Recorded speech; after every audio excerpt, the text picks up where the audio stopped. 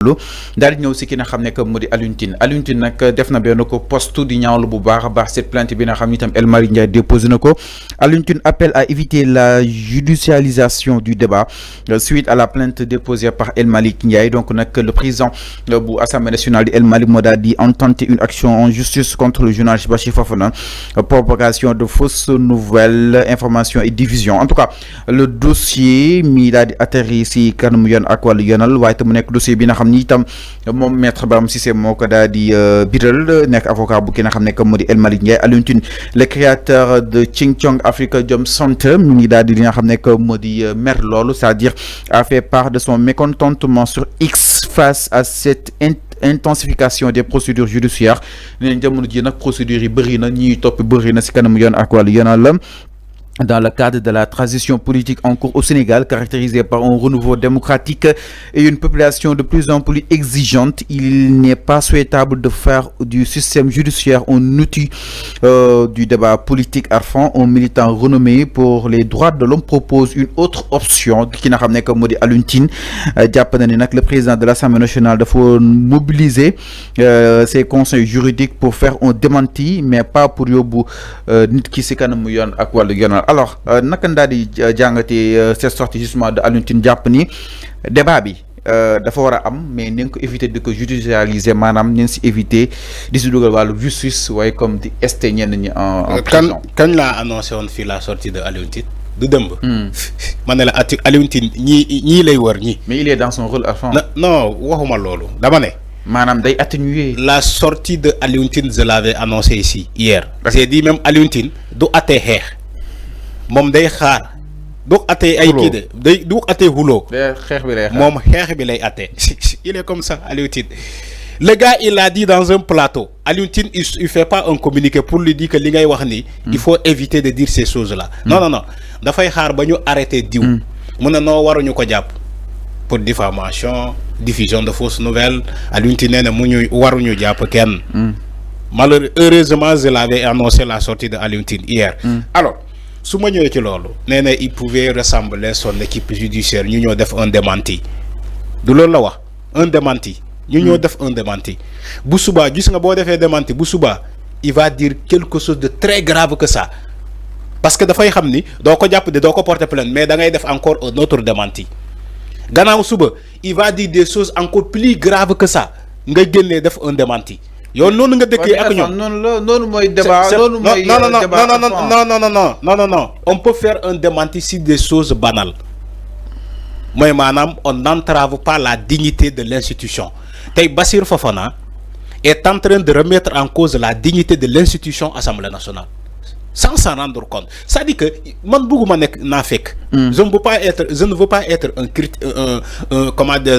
un hypocrite. gis nga Assemblée nationale institution la on te dit même la deuxième institution du pays. El Malick moom moo incarné institution boobu Assemblée nationale. nit taxaw un journaliste taxaw dans un média mu ne Sénégalais yi la face du monde ni que par le biais de ce président là El Malick Assemblée nationale mu ngi waaj a jënd ay oto te marché boobu nekkul marché bu transparent dafa jël marché bi au lieu mu def appel à candidature. Assemblée nationale deful loolu. dafa jël marché bi automatiquement mu jox ko à un concessionnaire de voiture qui s'appelle Cheikh Gueye. loolu accusation bu très grave la. ça remet en cause même la transparence de l'Assemblée nationale. Est-ce que vous vous rendez compte? Ce que vous dites là c'est très grave. te xam ngeen que état du Sénégal nu mu bindoo caaxanewu ci marché. marché foofu la ñu nekk di tëj ñii nii jamono bii ni ci la reddition des comptes est-ce que xam ngeen loolu ci ay marché la ñu nekk di tëj ay nit. ci reddition des comptes ci le régime de Macky Sall parce que dañoo jël ay marché référentiel def ko ay marché gré à gré. ay marché yu sombre yu lëndëm. alors Arfan nee na temps yi convocation yi dafa intense concrètement Arfan.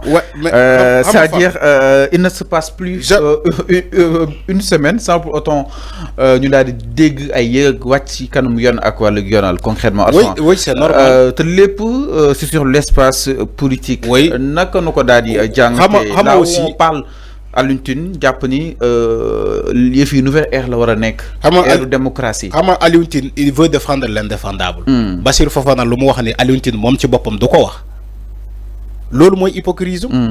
hypocrisie lii la yow waa ji lu mu wax yow mii doo ko wax parce que xam nga ni que kenn warul wax loolu. mais ñu ngi arrêté wala ñu convocation dafa intense wala arrestation bu intense. Il s'est trouvé que on a des menteurs intenses. Qui, mais bien sûr, on est dans une société, bon, mentir c'est de l'or au Sénégal.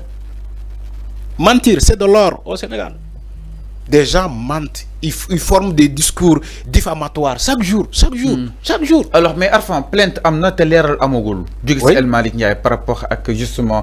Fallou, yow fo nek, yow tu es dans la presse. El Malick leral na. Marché bi ben concessionnaire jëru ko. Fallou, yow fo nek. Non, yow li ñuy déglu ci loolu Arfan. Non, non, xamna jotna information. OK, kon ma bëgg nga jalé ko en fait. Kon bu c'est ça, sur la djublu. Wax na ko fi. Parce que même Alioune Tine loolu la wax que mobiliser ses conseillers juridiques ñu war ñu expliquer concrètement ce qui n'en est réellement. Fallou boo gisee Bassirou Fofana lu mu wax. benn député waxu ci. même Abdou Mbow wax na si. non Abdou Mbow wax na si marché bi non waxul ci marché waxul ni marché bi jox nañ ko Cheikh Gueye. Abdou Mbow waxul loolu. dafa ne marché nébuleux par rapport ak oto yi. dafa wax na si dama ne. Abdou Mbow musul wax ni que marché bi comme Bassirou Fofana effectivement musul confirmer Bassirou Fofana xam nga boo gisee. non pas confirmer. mais mi ngi doon inquiété mais si c'est la vérité. ok si c'est la vérité. les députés de l'opposition auraient confirmé Bassirou Fofana. ok mais benn député confirmé wul Bassirou Fofana. Faut ngeen xam ni que c'est du mensonge. C'est du mensonge parce que député yi ñoo la gën a xam ni que marché boobu joxewaguñu ko. Les députés ont toutes les informations. Parce que ils sont outillés en information chaque jour au jour le jour. Donc pour le moment marché bi dama ne marché bi kenn joxu ko kenn. Les conditions posées par l'Assemblée nationale benn concessionnaire de voitures accepté gul ko. Que de payer par moratoire ces voitures-là. Alors, en espace de 3 ans. En espace de 3 ans, là, il faillit ce marché-là. Tu as concessionnaire de voitures accepté. Alors, sinon, Arfan. Maintenant, pourquoi Yakamti pourquoi Bassirou Fofana Yakamti de relater une telle information basée sur du faux? Après, non, les députés, ben député, il faut arrêter. Après, tu donnes des informations aussi banales, fausses. Après, tu as Guy Marius Sagna. Guy Marius Sagna, il faut le dire. Guy Marius Sagna, il faut le dire. Avocat, on a du respect pour les avocats, là, envers les avocats. Mais un avocat aussi doit dire la vérité. Il faut dire la vérité. Et dire, oui, ton client, information, Guy Marius Sagna, Guy Marius Sagna, il faut le dire. Ni marché, il faut le dire. Alors que ton client a été beaucoup plus pragmatique et direct ni que marché bi Cheikh Gueye lañ ko jox sans agrément yow mi tu l'as lu ici lire nga ko fi demba dañ ko jox Cheikh Gueye te Cheikh Gueye amul agrément Bassirou Fofana moo joxe information boobu. Soyons sérieux dans ce pays. Des gens qui au Sénégal on est dans une société où mentir c'est de l'or. Des gens qui excusez-moi mais c'est la réalité. Il faut appeler le chat par le chat. Des gens qui sont dans des plateaux en train de mentir parce qu'ils sont contre le nouveau régime, ils sont contre les nouvelles autorités. Maintenant, il faut ramasser des informations dans la poubelle et venir et les donner bombe à la population. En sachant que li ngay joxe ni c'est faux. Lan moko jaral? Lan moko jaral? Ak lan moko jar? Lan moko jar? Jël information bo xamanté ñepp xam nañ que li ngay wax ni du deug. Wax naa ko fii ma ne la Bassirou Fofana ñu ko doon seetaan xam nañu lu mu doon wax du dëgg c'est faux dafa ramasser une information ci poubelle bi mu ñëw jox ko askan wi. Parce que pour ñu ne woy Bassirou Fofana moo njëkk a joxe loolu il est un peu à la Gadiaga. Alors enfin ils sont toujours comme ça. Fala bëgg ñëw exactement si ki nga xam ne que moo di Badara Gadiaga leneen itam di